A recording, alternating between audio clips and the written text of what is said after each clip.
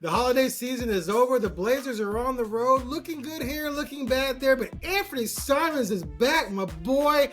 And we're back. The Blazer Focus podcast took a couple weeks off because Craig was ducking me on holiday break, coming out with his excuse. He's shaking his head. Lies. He was ducking me. No, I'm kidding. Lies. We took some time off to re-energize ourselves because, quite frankly, we kind of ran out of things to talk about. But anyway, we're back now. The Blazers, they're playing better. Kinda. There's some storylines to get into. We got the trade deadline coming up in a month. So first of all, Craig, how you been? You miss me? I know you did. You're crying and stuff. I did, and just for the record, I'm more open during the break, and I was trying to get you. My man had to get a dishwasher. He didn't have anybody producing. Gosh. Like there was all these excuses. I was ready to go. I was fired up. Both our podcast producers were in Pasadena for the Rose Bowl. That's there true. for a bit. I know. And I actually tried because someone produced our podcast the day before the Rose Bowl. They're like, yeah, no. But hey, I tried. But anyway, look, it's been a minute, but it's more of the same, right? I mean, not much has changed since we last talked other than Deni's picked it up even more. Anfernee, the past 5 games, his best 5-game stretch of the season by far. I think he has 134 points in 5 games, which is his best stretch of the season, and shooting the lights out, by the way. He was 8 for 12 on threes last night. Scoot's still struggling, although he had 2 good games when Bjorkgren was coaching over Chauncey, who sadly was gone to his grandmother's funeral. and Sharpe's looked nice, and Aiden's had some, but they're still losing while occasionally pulling off a somewhat surprising victory. I give them credit for beating Dallas. I give them credit for, taking down the Bucks, taking down Dame. Anfernee Simons is 2-0 against Dame right now because he missed the game they lost last year, and he's 2-0 with game-winning points in both games. And Dame didn't, he struggled in both games. But anyway, there's a lot of different things to talk about. Where do you want to start, Craig? What do you have to say about this team first and foremost? I will say that Simons, your boy, waking up, big deal. Finally. But there's, clearly there's stuff going on with in his head. That's a lot of losing. The direction of the team. He's made it clear he's not asking for a trade, but he's also not sitting there saying like, this is my team and I'm ready to take it to the, stick with us and lead us back to the playoffs. And it's because when he looks behind him, there's the number 3 overall pick that plays his position. So that part's awkward, but to see him just be Simons was nice. And he's been so much more aggressive. Last night, when they went on a 17-0 run, he was just so aggressive. He's pulling up for 3. Even the end stunk. Let's just be honest. Like, he got picked. They had a chance to tie the game down 3, and he got his pocket picked. Terrible way to end a great game for him. But, this is a guy that he now is up leading the team in scoring after trailing Sharpe for so long. He averaged almost 23 a game last year, and he was, muddling at 17 with terrible shooting. Right. So to see him play well, I'm like, it's about time. Because, like, it gets weird because it's like people forget who he is. Like, oh, he had 20, he had 20. That's great. I'm like, I thought this guy was going to be scoring 40 on this team. You know what I mean? Like, why wouldn't he? And so to see him go out there and shoot the lights out and look like, a dominant scorer that he can be, because he doesn't do other things great, but he had 9 assists last night too and 36 points. Like, that's what you want to see. Because look, the Blazers got to make they're going to, we've talked about clarity and we're going to get into Scoot and things. There's no clarity still. It's more muddled to me. You watch him score 36 and Scoot played 19 minutes and had 0 points. Like, what are we doing? Like, what is the team doing? Like, are you trying to trade Simons? Do you think Scoot's going to chill and not play very much and get better?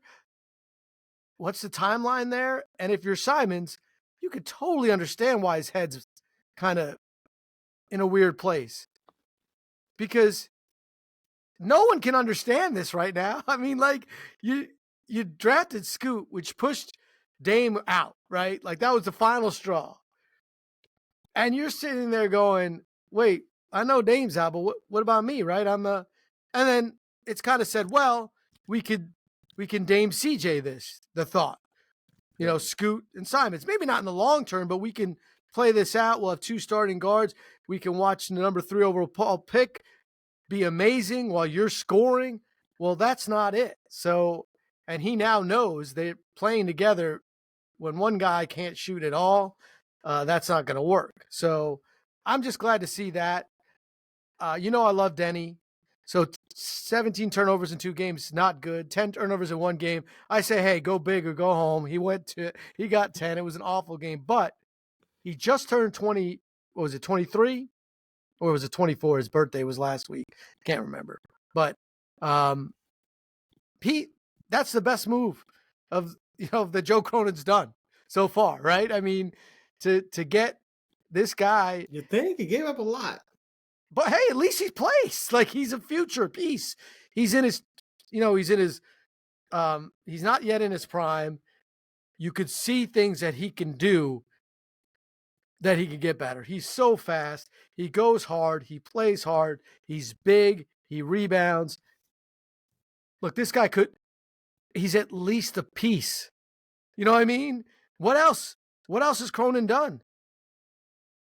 That's a piece. Kamara, you want to put that up there and say you got that thrown spot in the trade? You have your blind spot for Deni. I have my no, but what's a better move? It's not the Dame trade. It's not the Scoot draft. Okay, right? We'll get to that. Yeah, we got time. But I'm just saying it's a good move. We'll dissect that in a second. Let's go back to Simons real quick. So here's the deal, and I've been wanting to wait till mid-season before really diving into, okay, what do they have here?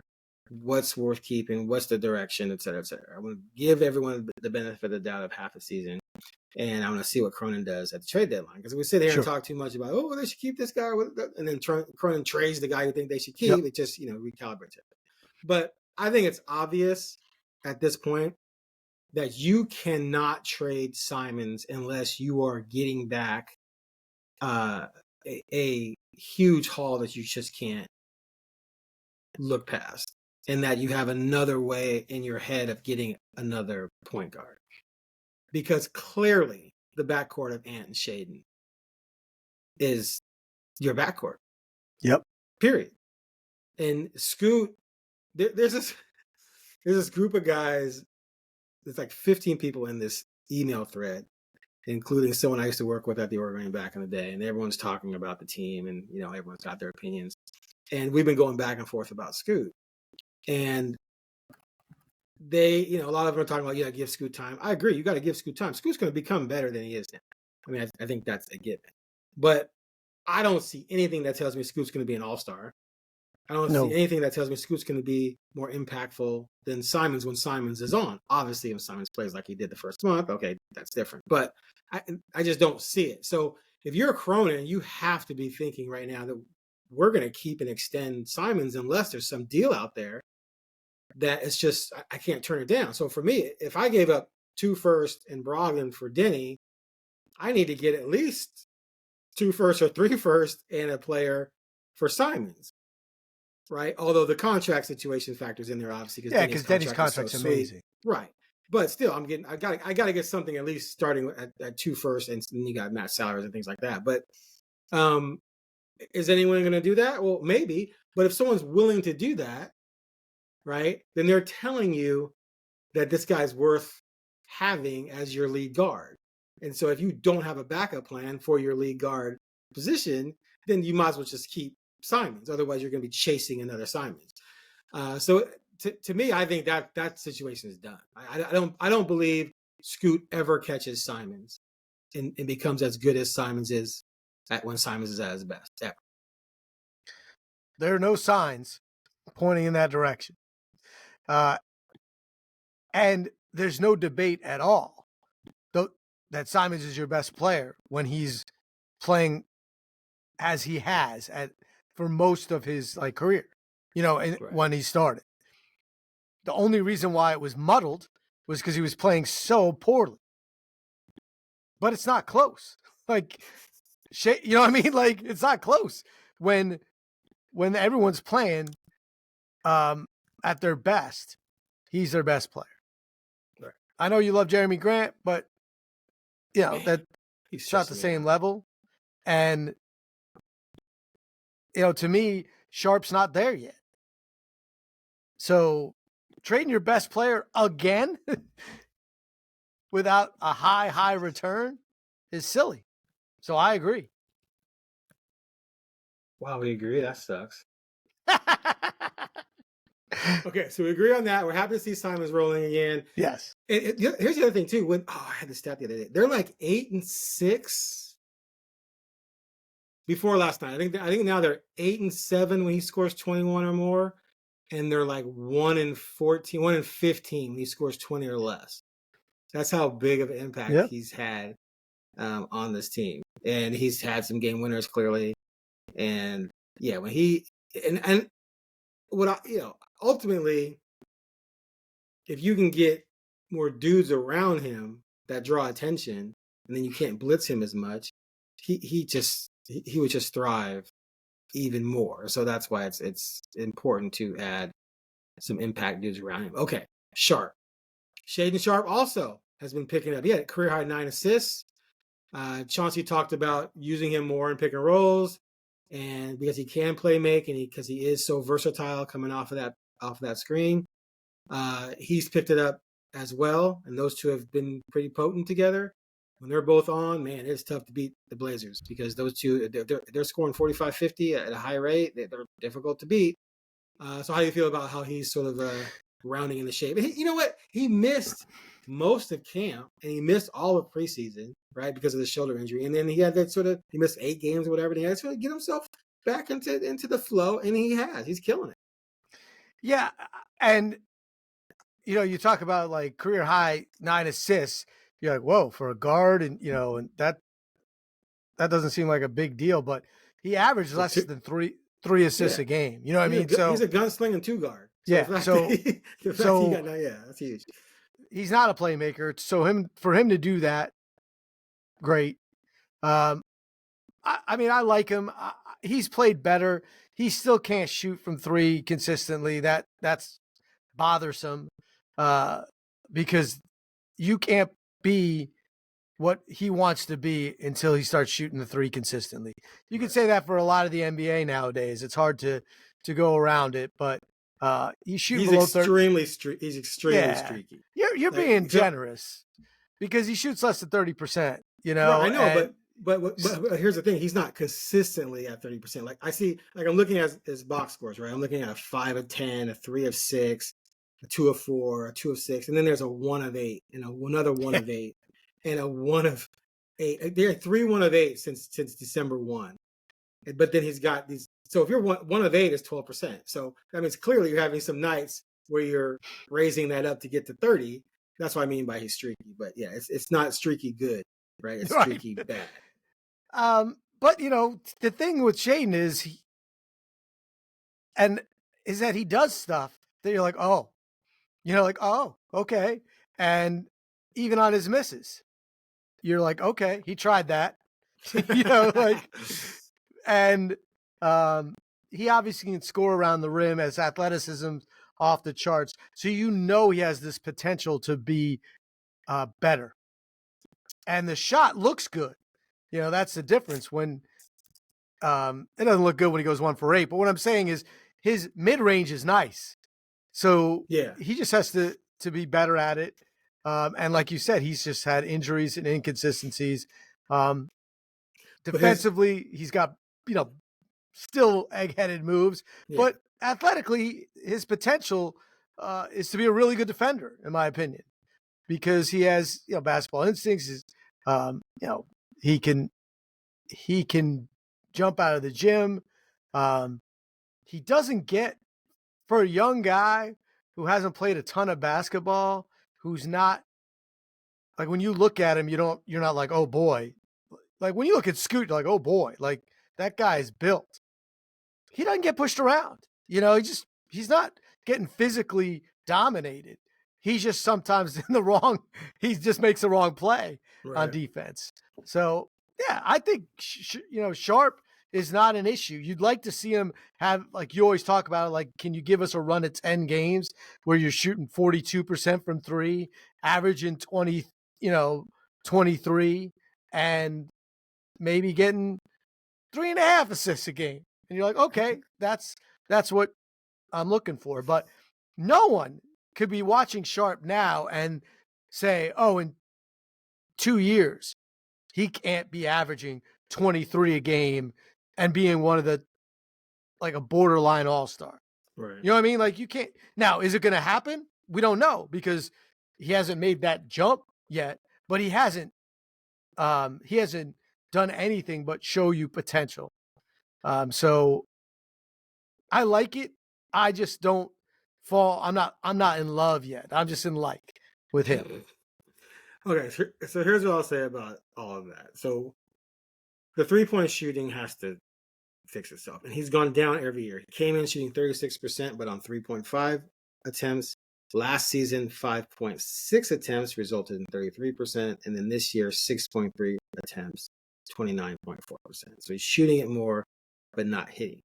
The only part of this game in that area I don't like is he takes too many threes as if he's really good at it. One thing that, dude, seriously, I'm one of these old heads who believe there's just way too much 3-point shooting.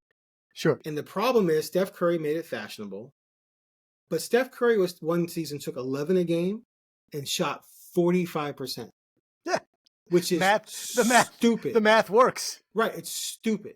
So that's why when people always argue who's better, Steph or Dame, I'd be like, it's not close because Dame on 10 a night shooting 36%, 37. Sure. Now he's taking a lot of great. Right, but he's both of them take highly difficult threes, which lower their percentage. I've watched Dame in the gym literally go around the horn, 50 shots, and maybe miss 2 or 3 with no duress, right? But you add in the step back, and then that lowers your percentage. And 7-foot tall people trying to block it. Right. It's that's hard. Right. But my point is, there's too many bleeping players in the NBA who shoot threes like they're Steph. They think they're Steph. Oh, the shot clock has 16 seconds on it, but I'm gonna do a step back and jack it up, and no one says anything. The coach doesn't say anything. No, it's just par for the course in the NBA, and they're shooting 34%. It drives me bananas. Sharpe does that sometimes. There are some times when early in the shot clock, he's jacking up a three like he's a really good 3-point shooter.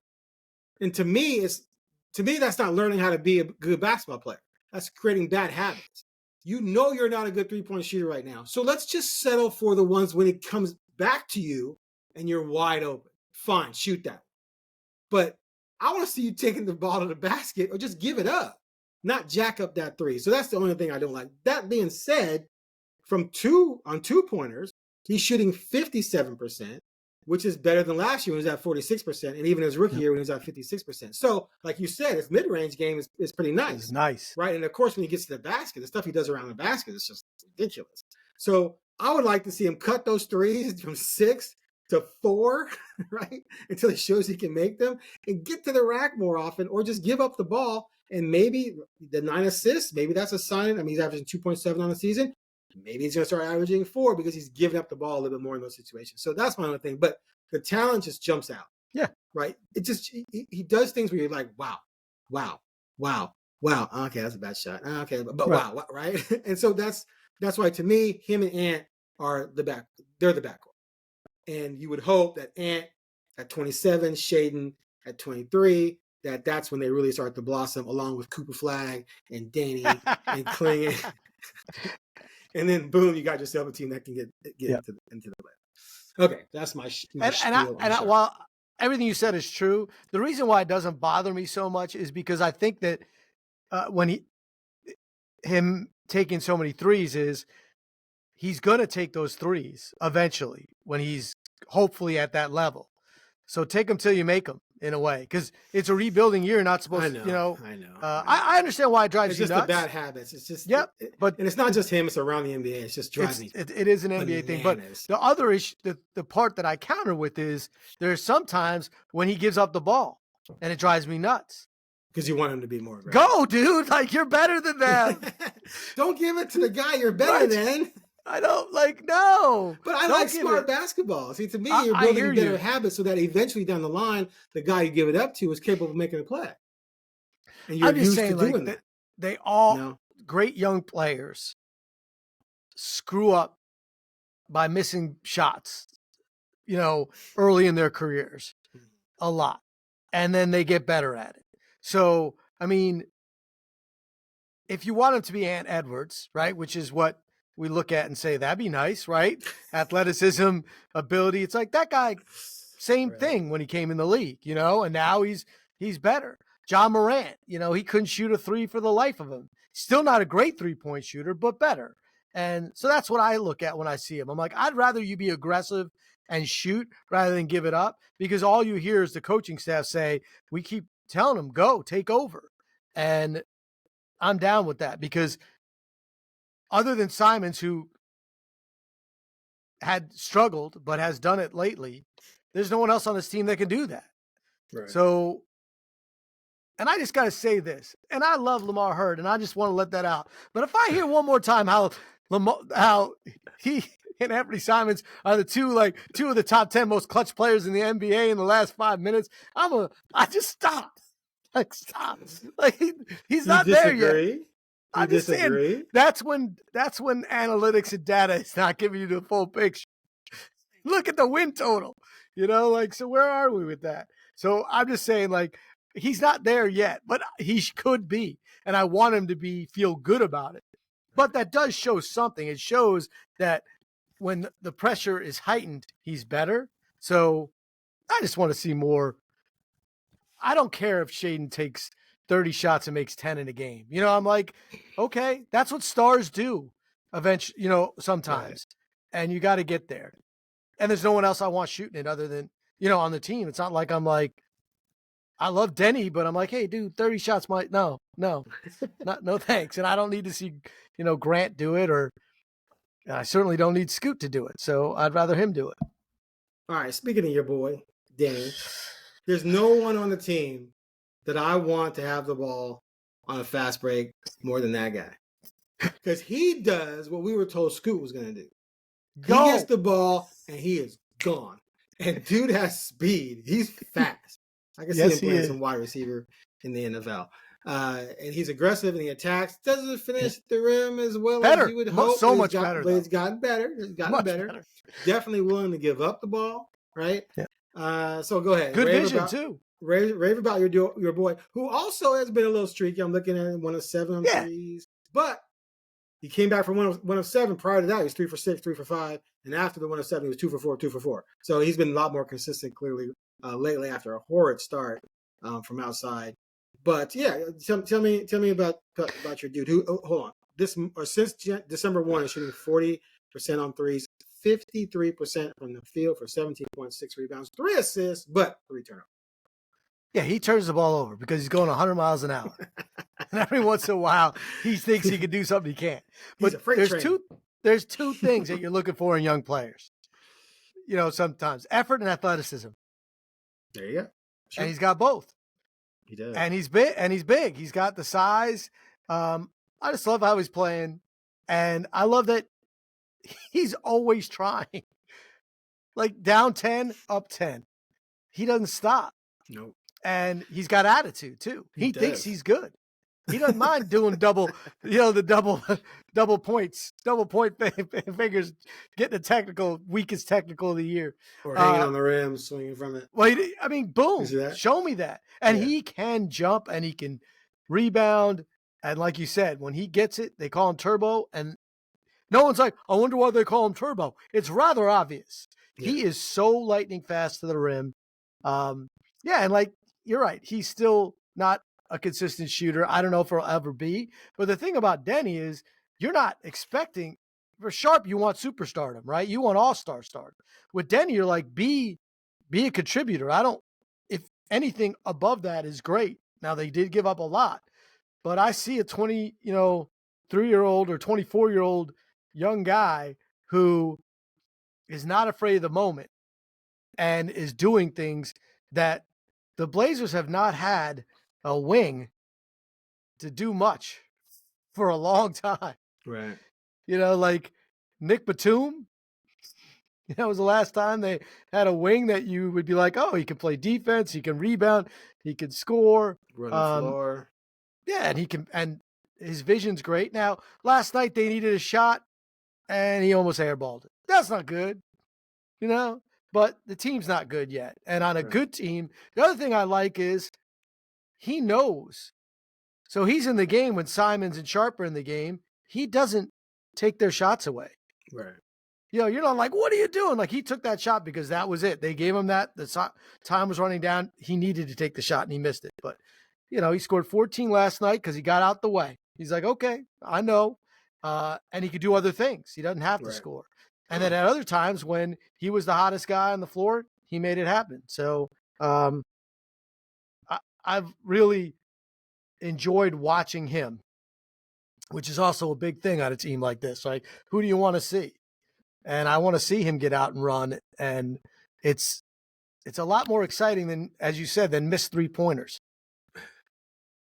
I could, and he doesn't, when he misses, he sometimes goes and tries to get the rebound. He'll foul the guy running over him. But I like that. That move looks good to me. That contract is great. And he's a fit on a young team that's not trying to get a lot of wins, right? If he was on a playoff team right now, he might not be in the fourth quarter because of those turnovers. But now you're like, yeah, go for it, man. Get better. He's super young too. This is his 5th season, but he's only 23, right? Yeah, he just had his birthday. I can't remember. Yeah, that's right. They had some birthday. Happy birthday to him. He's just turned 24. Yeah, so he's still a puppy as well. Okay, so what's next on the rundown? I can't see it right now. It's blocked, but I can't get back. Well, we're good at trade deadline. Oh yeah, a month away. I actually want to post something today. There's no real information out there to really talk about, but just speculative. We already talked about Ant. I don't think they're going to trade Ant. I think they're going to keep Ant. I think anyone out there who thinks they should trade Ant to clear the way for Scoot, I think it's just living in fantasy land. You bought into the hype, and the hype just wasn't real. Well, there's no backup plan once you do that. I mean, that's all gas, no break. I mean, that's like saying, okay, we haven't seen anything that lets us think that this guy is what we thought he was when we drafted him. Well, we're going to go for it anyway and trade our best player. I mean, at some point in time, I know we don't know where ownership is, but at some point in time, someone's got to say, he's our best player. And we can't just trade him away for what? For picks that we're going to go and do what with? Right. So I agree with that. It's whether or not you give up on Scoot, which doesn't make sense yet either. So Cronin did a 17-minute interview with Clabro prior to one of the games. Did you get a chance to watch the whole thing? Did you see it? Can you hear me? Did you lose me? I did. It blanked out for a second, but you're back. Anyway, Cronin did a 17-minute interview with Calabro prior to a recent game. And it was one of those interviews where I'm watching it screaming follow-up questions. Right. I want to call Calabro. Ask him about this. So you don't work for the team. He does. Right, exactly. So I'm not going to get into everything he said because everything he said is what I think you'd expect a GM to say at this point. But he was asked about trades, and he said pretty much what he said before, that they're going to be aggressive in terms of looking at things, but they're not going to make deals just to make deals. He kind of likes where they are with everything, and to me that means he made it clear he likes the progress overall. He wants to reduce the blowouts. I think they've lost by 20 or more 9 or 10 times already, whereas I think last year it was 14. So, but they've looked better overall. It's weird. But he likes the development of Tamani. He loves what Deni's doing. He still has hope, for Scoot. Scoot's playing the toughest position in sports. He likes what Shaedon's doing and Klingon, et cetera, et cetera. But at the end of the day, we all know that this roster needs major upgrades in talent and moves. And he's talked about how making trades is going to be how they're going to upgrade the talent and, getting high draft picks. So, I don't disagree with what he's saying necessarily, because I do believe that the pieces that they would like to move are going to be tough to move, especially with Grant playing so poorly. But I think if someone gives you contracts back that aren't horrible and you get a first out of it, I think I think if you do it, not just for yourself, but for Jeremy. Jeremy doesn't want to keep getting his ass kicked all the time. No, it's probably why he's not playing well. He's 30 years old, and I have no doubt that he would prefer to be somewhere playing substantial minutes for a winning team. I don't know if they can move Ayton. He's got 1 year left on his deal at $36 million next year. That's going to be tough for anyone to take on, because I don't think anyone's going to view him as a key missing piece in the starting lineup. They might view him as a good depth, but you're not going to get someone at $36 million coming off the bench. So it'll be interesting to see what happens with him next summer. But, the only thing I would really like to see happen for both parties is that they're able to move Grant. But I do not think Simons is going to get traded. So I think they got to just trade Grant and Williams. I mean, it doesn't make sense not to. And I know you say, well, you got to get a lot. Well, no, why? Get what you can get. I mean, honestly, what are you waiting for? We have to define a lot. But I'm just saying, like, there's a point in which you're like, we just watched a stretch of 3 games where on the road, where they lost to the Lakers in a fun game, battled them, beat Milwaukee in Milwaukee, and then played a fun game and lost to Detroit at Detroit. And Jeremy Grant and Williams didn't play. And we enjoyed watching that. And we enjoyed watching Deni, and we enjoyed watching Simons play, and we enjoyed watching Klingon play. And what's the point of playing these two guys that have no future with your team? And when you say, well, you can't just give them away.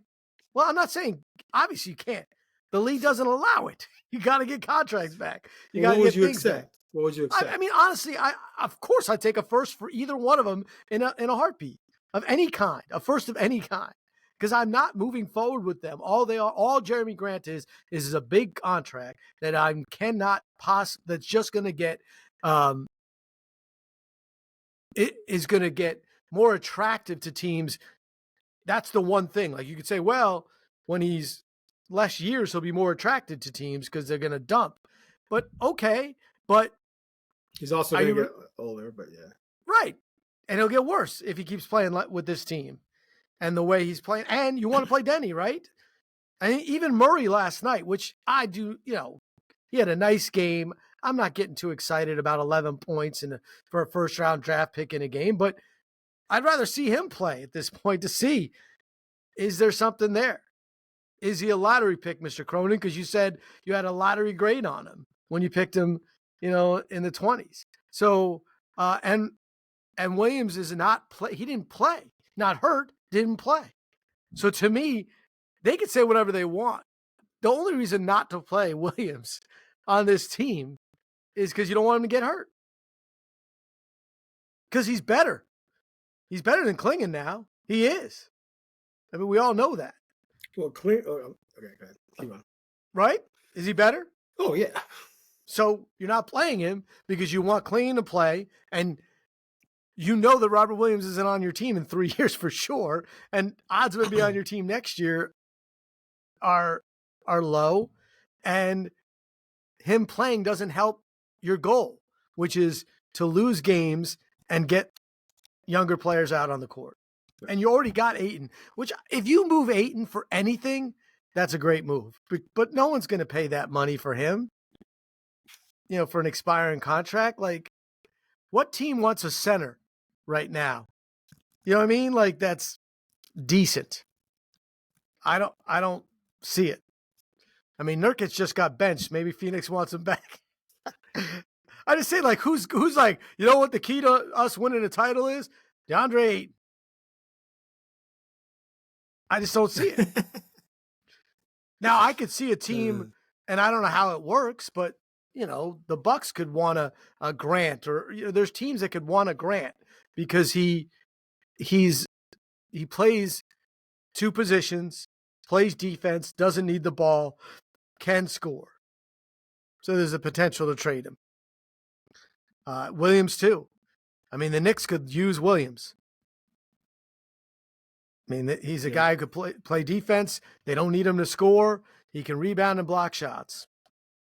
If Mitch Robinson can't make it back, they're looking for a title. Can they make that work? I don't know. Because, but I'm just saying there's teams that could use those. I don't see Ayton being able to be moved. But I would do everything I can to not sit on sit on these players, to have them sit there and hope they don't get hurt.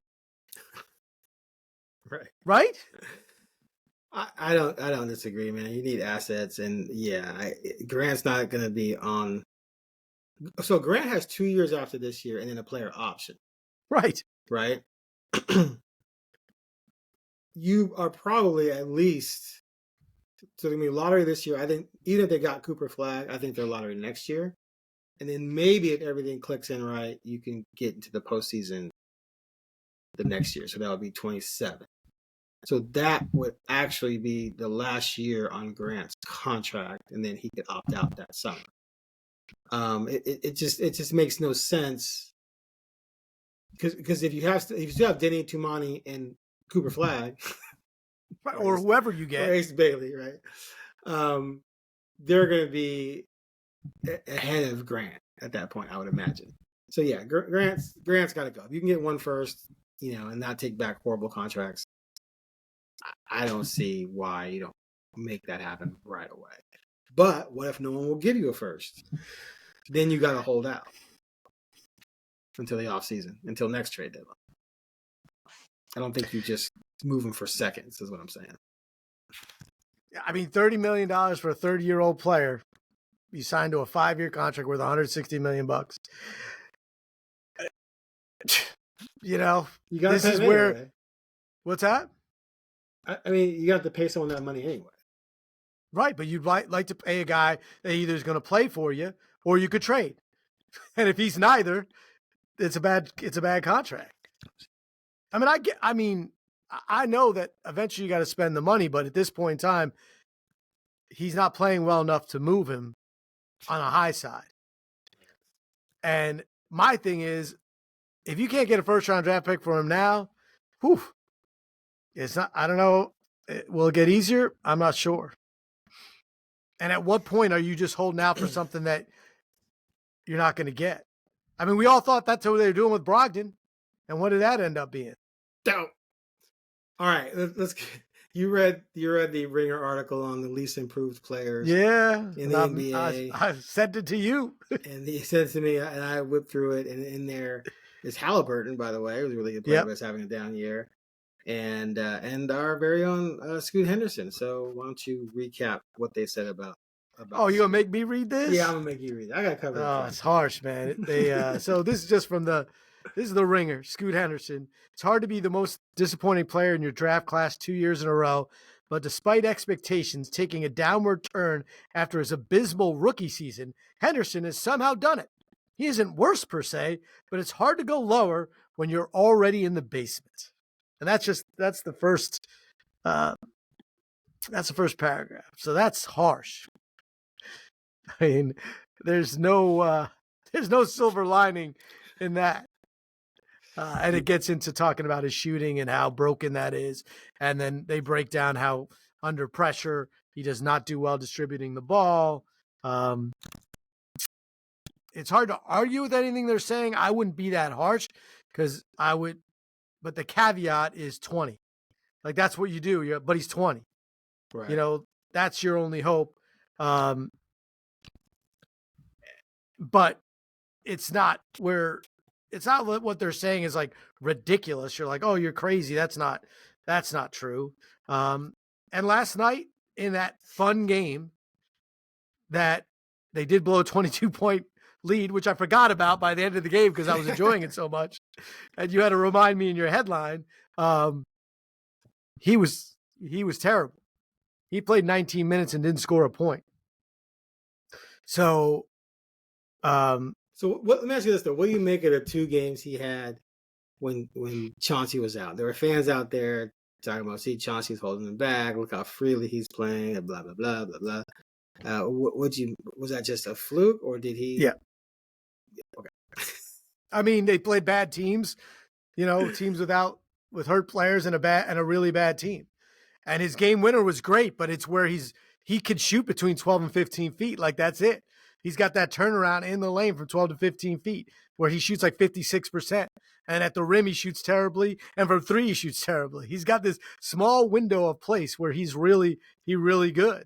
And that's where that game winner came. And it was nice that he made it. And I was glad. And I'm glad when he plays well. I'm glad when I see him. He makes some passes where you're like, oh, no. Oh, that's good. You saw that. But then he goes to the hole and you're like, what was that mess?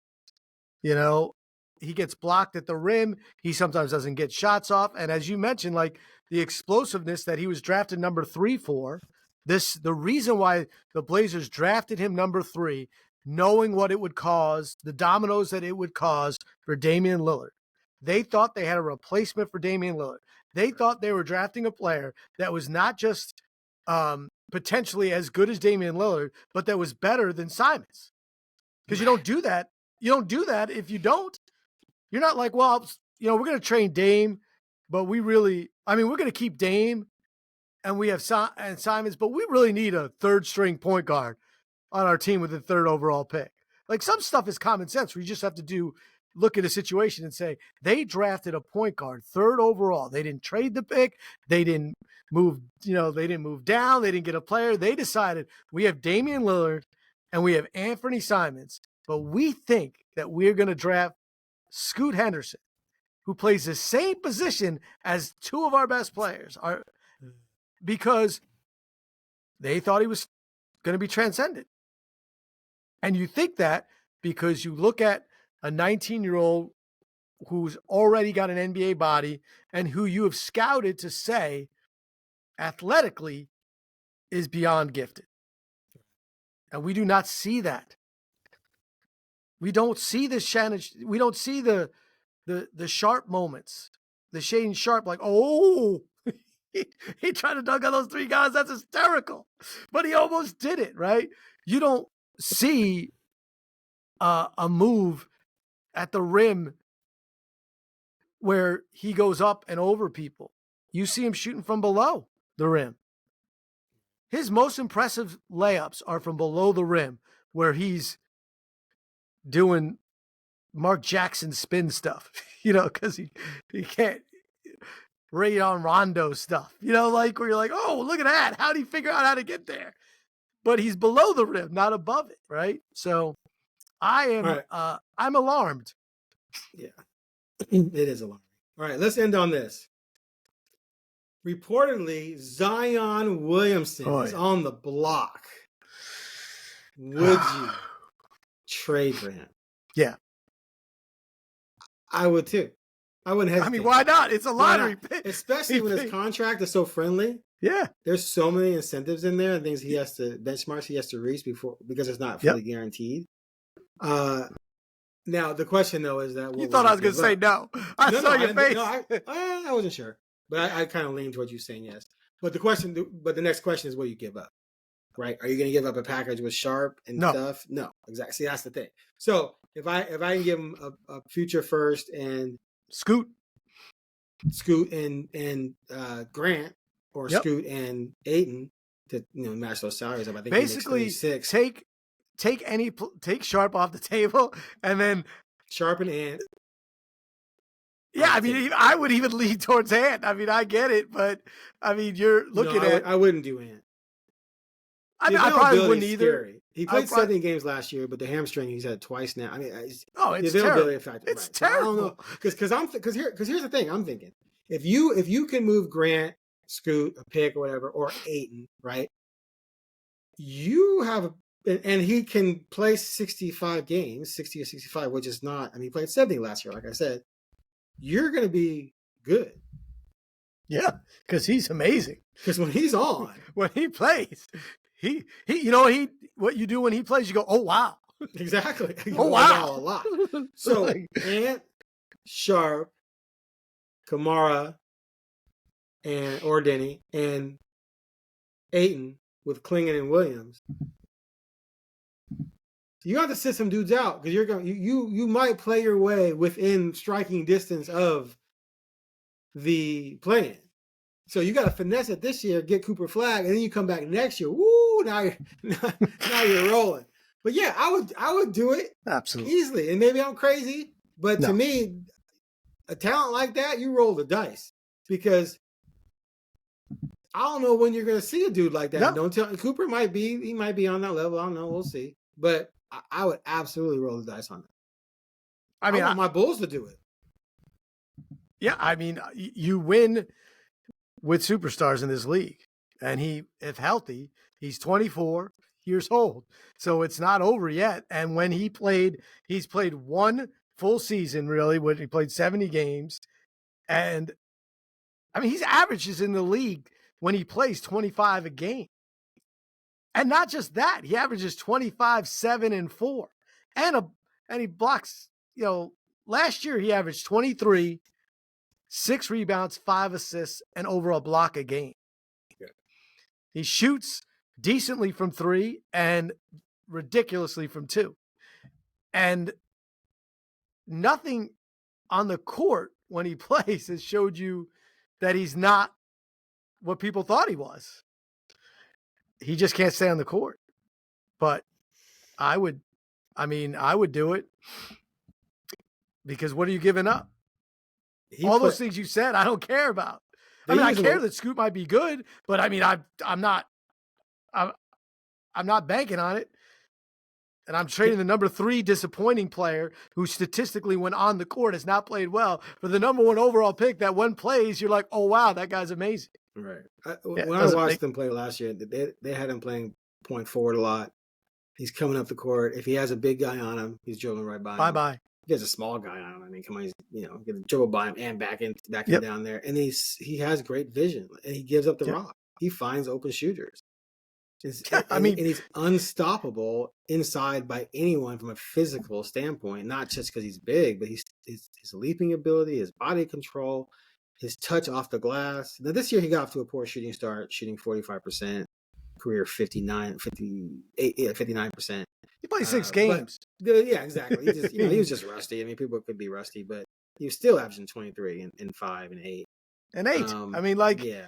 But it's scary because Zion's name came up last year, during trade, or 2023, during trade talks in and around the number 3 pick. And what I was told was that the Pelicans wanted Sharpe, the number 3 pick, and Nurkic. And the Blazers balked. But part of the reason they balked was because, 1, injury problems, and 2, they thought Scoot was going to be Derrick Rose. So in their mind, they're giving up Derrick Rose, Devin Booker, right? And I can't remember the person I said, but anyway. No, I mean, Sharpe's the only guy you're like, well, no, I don't want to be on that end because of the body, because of the injury problems. If there's no injury problems, of course, I would do that trade in a nanosecond. Of course, but I'm just saying, like, you don't want to be the guy that trades an all-star for a guy who never plays. Exactly. So. But it seems. But like don't get me wrong. It's not like if they offered that, I wouldn't go, let me think about it. It's not like a no. It's not like absolutely not. I'm not doing that. At the time, though, if you thought Scoot was going to become. Oh, I would have said no to that in a heartbeat, of course. Exactly. Just have to. Exactly. You're telling me Scoot is good enough that you're willing to move off of Damian Lillard and Anfernee Simons. Correct. I mean, they could say whatever they want. That I've said that. You know me. I preached it the day they picked him. 100%. That's what they said. You could say whatever you want, but you have made a decision that's going to push Damian Lillard out, and you have told Anfernee Simons you think this guy has a better chance of leading this franchise to a championship than you.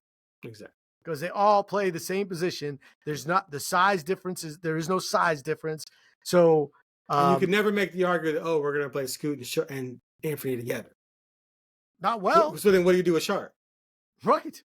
So the whole thing, the whole thing was what it was. You couldn't spin it. Yeah, they tried. I mean, other than you could tell us that what you told us before about why you moved CJ, well, we were wrong about that. Like, you'd have to say, now I'm not one to, I think it's really difficult to win with 2 small guards, but I was never one like you are to say it's absolutely out of the question, because I'm always like, who are my other 3? If my 3 is Kevin Durant, I can win because he's 7 feet. My thing has always been if you have 2 small guards and they're your best 2 players, it's only happened once in history. Yes, and that was Isaiah and DeMars, and they were you only need to score 90, and you need to score 90 to win. Right. But if you have 2 small guards now, but you have, Banchero and wait, it's Banchero, right? I always want to say Banchero. It's Banchero? Yeah. Whatever. Sorry. Anyway, and Tatum. Pablo. Right? Pablo. And Tatum, right? And Wemby. Well, yeah, you're going to win the title with Scoot and Anfernee in the backcourt. You're going to win the title with Wemby. So, but you can't put that type of team together. But anyway, okay. So we agree. We would both roll the dice on Zion and the right deal. Hey man, trade deadline's coming up. We'll see what happens. We'll talk more about that in the future. But hey, nice talking to you again. Thanks for Happy New Year. Not hiding out from me and trying to dug me like you were. Appreciate it. But we'll be back soon, sooner rather than later, with another episode of the Blizzard Focus Talk.